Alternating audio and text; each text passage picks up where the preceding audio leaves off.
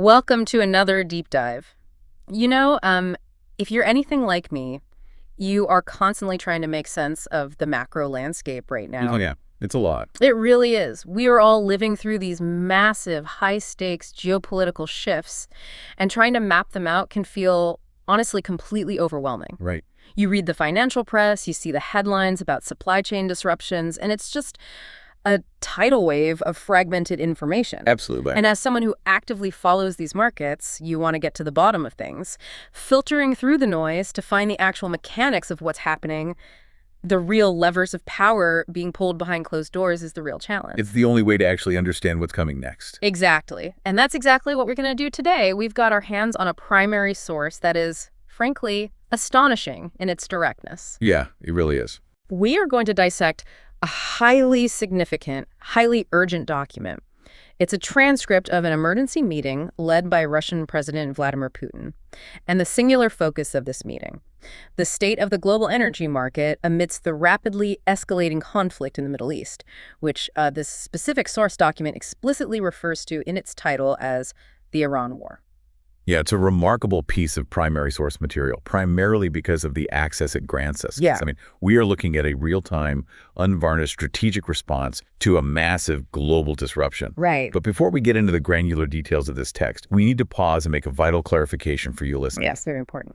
We are about to examine highly politically charged statements, aggressive economic maneuvers, and controversial geopolitical strategies.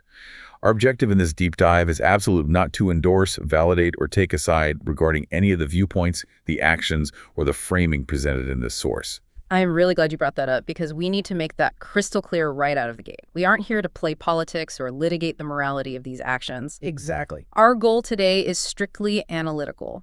We're going to impartially report on the contents of this transcript to extract the exact arguments, the precise economic strategies, and the specific data points that were presented to the Russian government and the leaders of their private energy sector. It's purely an exercise in understanding the mechanics. Right. Think of this as dissecting a historical document in real time. We are examining the machinery of a major global player's response to an international crisis, looking purely at the strategic architecture they are trying to build. And to really understand the weight of the decisions being made in this transcript, you have to visualize the setting. Set the scene for us. Well, this isn't a polished public press release or a sanitized diplomatic cable meant for foreign consumption. Imagine a war room or a heavily secured executive boardroom. You are stepping into a high-level, high-stakes emergency consultation. You have the head of state, government ministers, the central bank apparatus, and the top executives of major private energy companies all sitting around the exact same table. Everyone who actually controls the levers. Exactly. And they are attempting to coordinate their efforts on the fly during an unprecedented global bottleneck. The tension and the urgency are honestly palpable in the cadence of the meeting. Okay, let's unpack this. We have to start with what I found to be the most aggressive strategic move outlined in the entire document. The transcript details a plan for a preemptive strike on European energy supplies. Yeah, that was a massive revelation. The text lays out a very specific timeline coming from the European Union. It notes that the EU plans to impose additional restrictions on Russian liquefied natural gas, LNG, and other energy supplies starting on April 25th. Right. And the text projects this as the ramp up to a complete absolute ban on such supplies by the year 2027 or 2028. That's the EU's timeline. But Putin's counter-directive issued to the room is what really shifts the paradigm.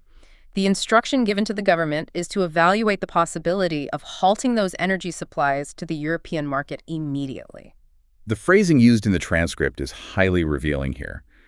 The directive is to evaluate halting supplies, and this is a direct quote, without waiting for the door to be shut in our face. Wow. Yeah. That is a fascinating psychological and economic tactic. It's a classic preemptive maneuver. Wait, let me stop you there, because from a purely revenue standpoint, cutting off your own exports immediately seems like a massive self-inflicted wound. It does seem that way on the surface. Right. I mean, a phased-out ban to 2027 or 2028 means Russia still gets paid for the next few years while they figure out a backup plan. Why burn the bridge before you absolutely have to? Because of the leverage inherent in the timeline. Yeah. If you allow the European Union a phased transition to 2027 or 2028, you are granting them the one resource they desperately need. Exactly. Time. time to find alternative suppliers in Qatar or the U.S., time to build new regasification terminals, and time to manage the macroeconomic shock of the transition. Okay, I see. By initiating the cutoff immediately, rather than waiting for the phased-out ban, you completely upend the adversary's timeline. You maximize the disruption by removing that transition buffer. That makes a lot of sense. We saw shades of this logic during the 1973 OPEC oil embargo, or even this swift decoupling of European economies right before World War I. You weaponize the dependency before the dependent party has the chance to insulate themselves. That is wild. You induce a crisis on your schedule, not theirs. Precisely. And the text explicitly details what they plan to do with all that sudden excess capacity. It says those volumes will be shifted to other markets that are more interesting and promising to us right now. The word choice there is very deliberate. That specific wording, interesting and promising, it really frames the European market as a decaying legacy liability, right? And these other unnamed markets as the future. It's a deliberate pivot. And the transcript goes deeper into the justification for it. The text states that if this transition is executed right now, if they rapidly shift to markets that really need increased supplies, they will establish what is described as a stable foothold. What does a stable foothold actually mean in this context? Because you don't just, put natural gas in a giant bucket and walk it over to Asia. No, you certainly don't. It requires a buyer. Exactly. And it requires more than just a willing buyer. It requires deeply integrated infrastructure. Right. The transcript answers this by talking about reliable long-term relations. In the global energy sector, we aren't talking about spot market trades. A 20-year energy contract essentially binds two nations' macroeconomic futures together. You're married to them at that point. You are. It dictates the financing of multi-billion-dollar infrastructure projects, shipping routes, and long-term debt structuring.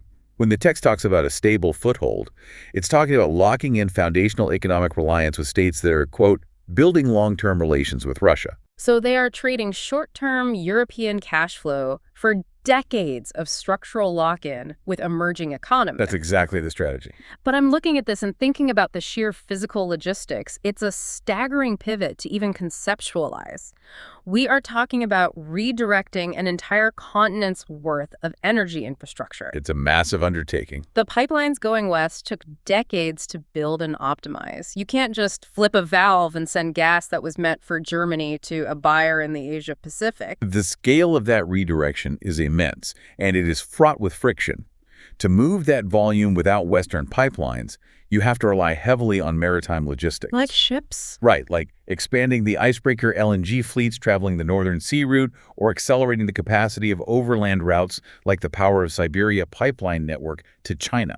Both of those require massive upfront capital expenditures. Billions of dollars. Tens of billions.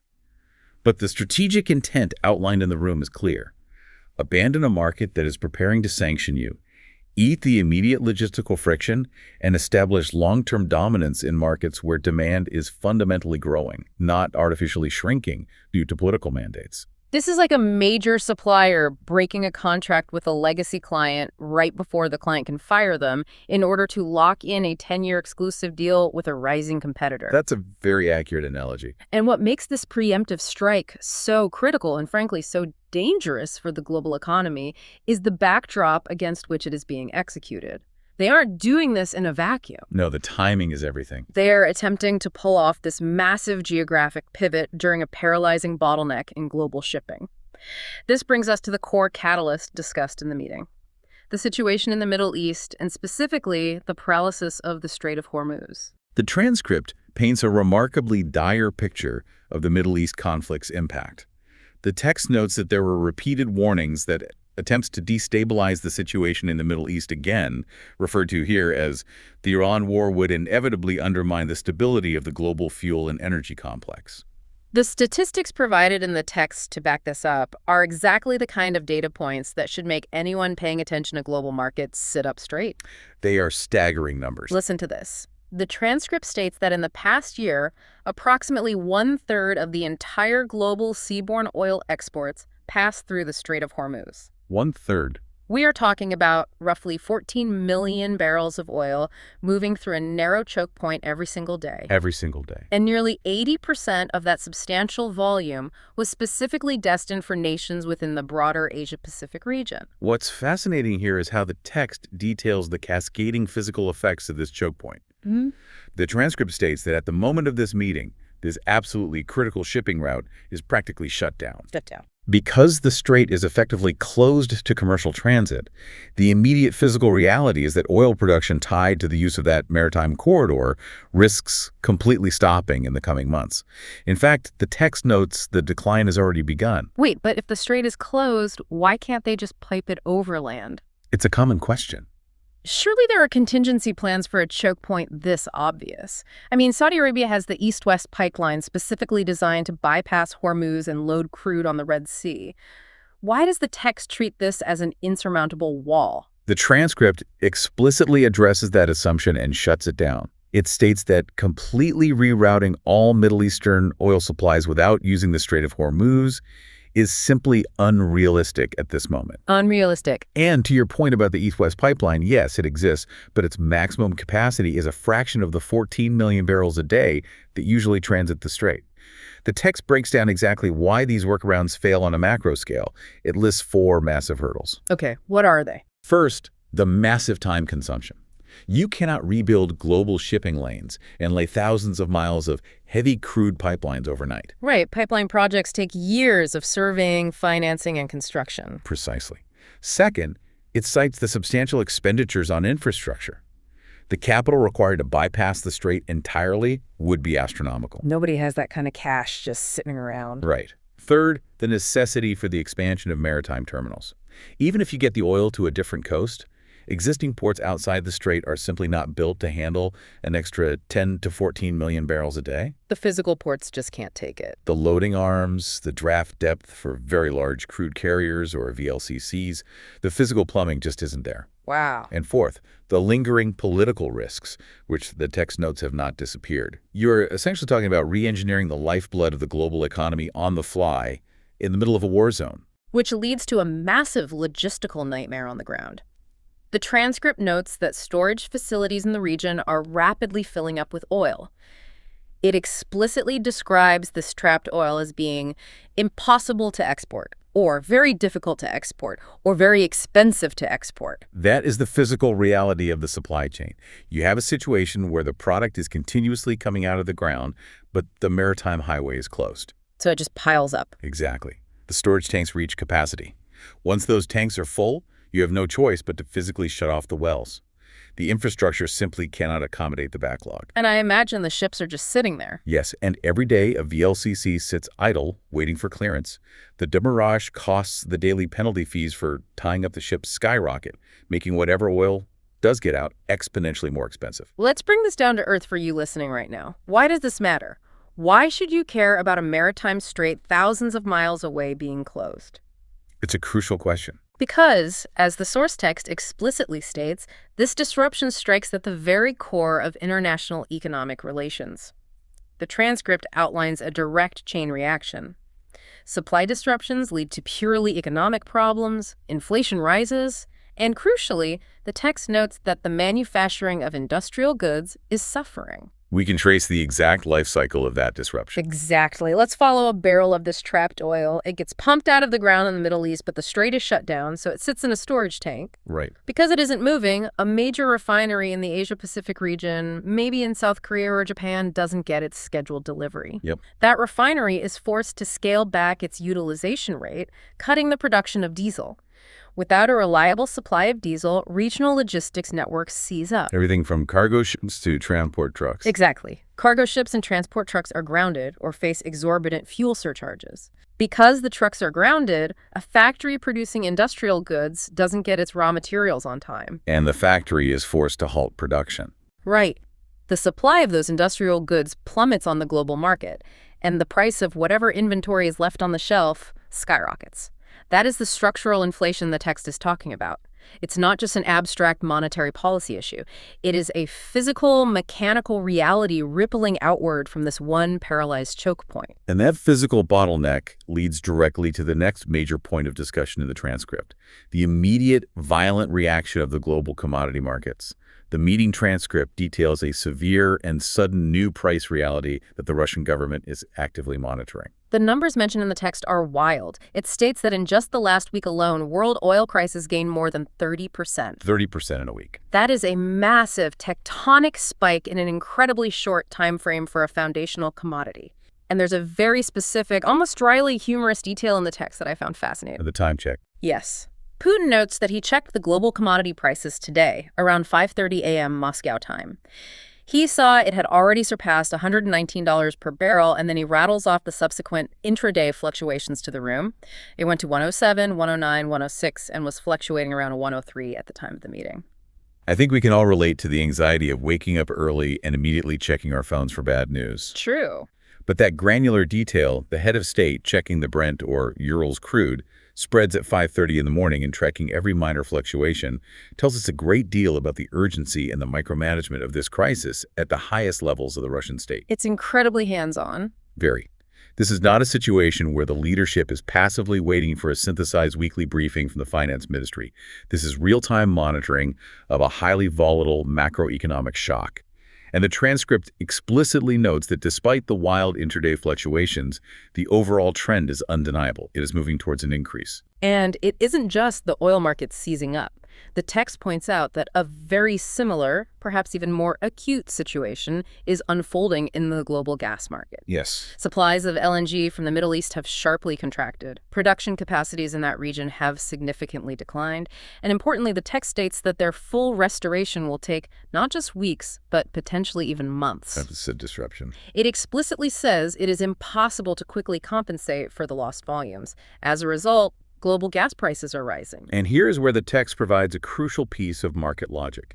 It notes that gas prices are rising even faster than oil prices. Why the disparity? If both are restricted, why does gas decouple and shoot up faster? The transcript explains that under these current conditions, competition among buyers for energy resource suppliers is intensifying. Yeah. But the mechanics of why LNG reacts faster than crude oil comes down to how it's traded and transported. Okay, break that down for us. The global oil market is relatively fungible. A barrel of crude can easily change hands and destinations multiple times while in transit. Right, you can just reroute the ship mid-ocean. Exactly. LNG is different. It requires specialized cryogenic tankers and complex liquefaction and regasification terminals. Many LNG contracts have rigid destination clauses. Meaning you can't just sell it to someone else on a whim. Right. When a major chunk of the global LNG supply is abruptly taken off the board, the remaining buyers are thrown into a desperate zero-sum bidding war for whatever unallocated spot cargoes are left. Because they have to keep the lights on. Exactly. The absolute urgency to secure heating and power generation, because you can't just let a city grid go dark, forces nations to pay massive premiums. They are buying time and survival, driving the price up exponentially faster than solid supply and demand models might predict. But within all this chaos, there is a really interesting strategic acknowledgement in the text. Despite the 30% spike and the intense international bidding wars, the transcript states that it is crucial to comprehend that the current elevated prices for raw commodities are, quote, without a doubt, inherently temporary in nature. Inherently temporary. It treats this as a clear and undeniable fact, an accepted baseline for the strategy they are about to roll out. There is a very sophisticated economic observation to find in the middle of a crisis meeting. Extreme price shocks, like a sudden 30% jump, cannot be sustained indefinitely. The market eventually breaks. Right. The text implicitly acknowledges the mechanism of demand destruction. When prices get astronomically high, the end consumers simply can't afford it. Factories shut down entirely, airlines ground flights, and consumer spending craters. And then what happens? This massive drop in consumption eventually creates a glut of supply, which violently pulls the price back down. But there's a ticking clock here. If those 30% price spikes are just temporary, as Putin acknowledges, they have a very narrow window to actually utilize that influx of cash. However, the text introduces a vital caveat to that temporary spike. It states that the alteration in the equilibrium of hydrocarbon supply and demand will undoubtedly result in a new, sustainable price reality. Yes, the new sustainable price reality. This is a critical concept for anyone modeling future inflation. What does that look like? It suggests that even when the panic subsides, the bidding wars end, and prices come down from their euphoric peaks, they are never returning to the pre-crisis baseline. Because the friction is permanent. Exactly. The baseline itself has moved up permanently because the fundamental logistics of the global economy have changed. The closed strait, the rerouted shipping lanes taking 3 times as long, the massive risk premiums demanded by maritime insurance companies, all of this permanently adds friction and cost to the system. It just bakes the inflation into the pie. Yes, the floor on energy prices has been structurally raised. Here's where it gets really interesting. That brings us to what they are doing inside their own borders. This anticipation of a temporary massive spike leading to a higher long-term baseline is the exact justification for the domestic financial directive that follows in the transcript. This is a vital piece of the puzzle. Because they view these sky-high prices as a fleeting window, an incredibly specific financial directive is issued to the private energy companies in the room. They are explicitly instructed that they must seize this current moment. Seize the moment. And the text spells out exactly what seizing the moment means. It instructs these energy executives to channel their additional export earnings, these massive windfall profits generated by the 30% global price spike, and direct them towards alleviating their corporate debt burden and their liabilities to domestic banks. This is a highly significant internal maneuver, and it requires a bit of parsing to fully appreciate. This isn't just about padding corporate profit margins or issuing special dividends to shareholders. No, not at all. It is a state-coordinated, macro-prudential effort to use temporary global chaos to fortify the internal Russian banking system. How does paying down debt fortify the state? Aren't these private companies? They are, but in a heavily sanctioned environment, the health of major exporters and the health of the domestic banking system are inextricably linked. Historically, large Russian energy firms carried significant debt denominated in foreign currencies, dollars and euros. Right, Western capital. But as sanctions isolate them, they increasingly rely on domestic, ruble-denominated financing from state-backed banks. By mandating that private energy companies use their sudden, massive influx of foreign windfall profits to aggressively pay down their domestic bank debt, the state is essentially acting as a funnel. They're laundering the global panic cash into their own financial armor.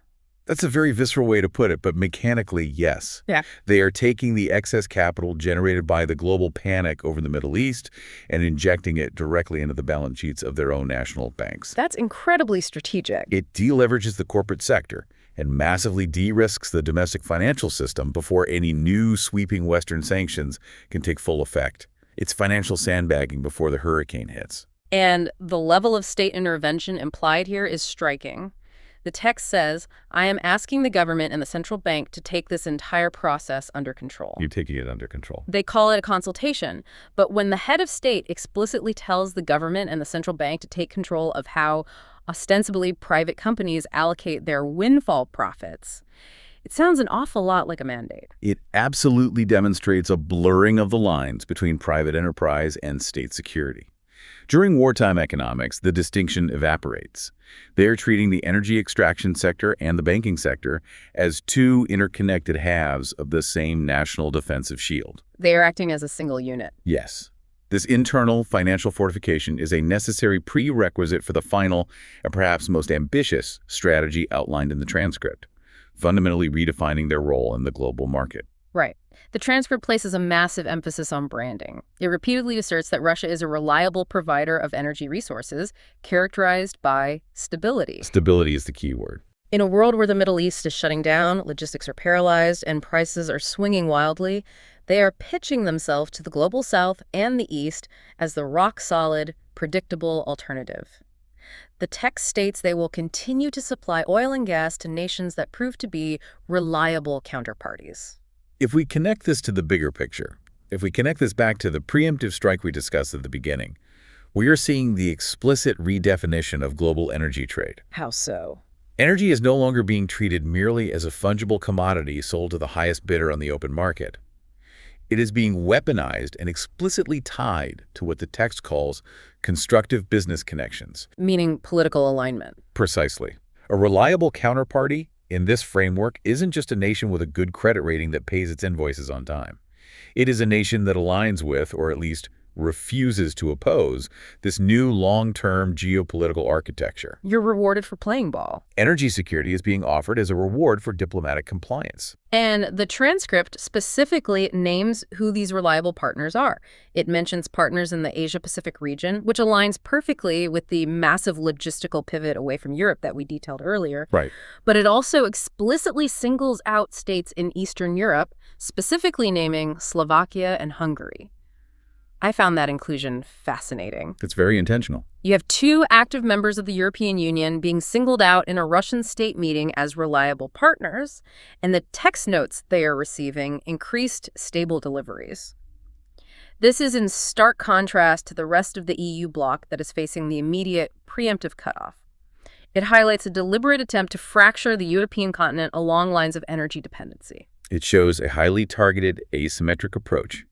They are refusing to treat the European Union as a monolith by continuing and even increasing critical energy supplies to specific nations like Slovakia and Hungary, nations that have historically shown more resistance to unanimous EU foreign policy initiatives. They are leveraging raw materials to reward states that maintain open lines of communication or display a willingness to engage outside the broader bloc's mandate. It's a wedge strategy. It is a wedge strategy, plain and simple. But interestingly, the transcript does make a conditional offer to the rest of Europe. It claims they have never refused to work with Europeans, but it comes with immense, almost impossible caveats. Yeah, the caveats are intense. The text states they are ready to work with European companies if they suddenly decide to reorient themselves and ensure long-term, stable joint cooperation that is, quote, free from political considerations and completely rid of political influence. Those are loaded terms. Very. They also demand clear signals that Europe will ensure steadfastness and stability. This raises an incredibly important question about the nature of international trade. What does it actually mean for a European company to be completely rid of political influence in this specific context? It's practically impossible. The text is essentially framing Western sanctions, human rights considerations, and NATO geopolitical alignments as mere nuisance political considerations that are irrationally interfering with pure economic stability. It's gaslighting on a macroeconomic scale. The offer is essentially drop the sanctions, abandon your political opposition, ignore the broader geopolitical conflict, and you can have cheap, stable energy to run your factories again. Exactly. It is a framing that deliberately positions immediate economic necessity against long-term geopolitical alignment. It is a massive game of chicken. And it forces a very uncomfortable question for Western policymakers, and honestly, for you as the listener evaluating this. How long can economic necessity hold out? When push comes to shove. When the desperate need for affordable energy to keep heavy industry from collapsing and to keep citizens' homes warm clashes with political ideals, which breaks first? If the factory closures and the structural inflation we traced earlier get severe enough, will individual companies, or even entire European nations, break ranks to secure that stability being offered? That is the exact pressure point this entire strategy is designed to test. The transcript reveals a cold, calculated belief that when the physical realities of energy shortages become acute enough, when the pain becomes unbearable, the political considerations will eventually be forced to give way to sheer economic survival. And as we stated at the beginning of this deep dive, our goal is not to validate these strategies or judge their merit, but to understand the mechanics of them. Right, purely analytical. Whether one agrees with the assertions and the framing in this text or not, the logistical realities described within it are profound. The physical reality of trapped oil in the Middle East, the lack of immediate maritime infrastructure to reroute it, the soaring insurance premiums, and the resulting structural inflation are not just political talking points. They are tangible things. They are physical, mechanical realities that will ripple through global supply chains and dictate international economic relations for years to come. So what does this all mean when we put the pieces together? When we take a step back and look at the entirety of this transcript, we are looking at the explicit blueprint for a grand strategy. YR. It is a massive, preemptive reorientation of global energy, flows away from a hostile European market toward eager, growing Asian markets. It outlines a deliberate plan to utilize the chaos and the paralyzing bottlenecks of the Strait of Hormuz to generate temporary, massive windfall profits. And to deploy those profits defensively. Right. It directs the central bank to funnel those profits internally, to wipe out domestic corporate debt and fortify their own banking system. All of this is happening while they actively attempt to fracture Western alliances by offering the lifeline of energy stability only to those willing to drop their political opposition. It's a staggering amount to process. It requires a fundamental rethinking of how we model global trade. The assumptions of the past 30 years of globalization simply do not apply to the framework outlined in this room. Exactly. And I want to leave you with a final thought to mull over on your own as you watch these markets move over the coming weeks. It builds directly on what we just discussed regarding the text. A really important takeaway. The transcript speaks confidently of a new, sustainable price reality emerging after the dust settles. It envisions a world where supply and demand find a new, higher equilibrium. But think about the logical conclusion of this strategy. Let's follow the thread.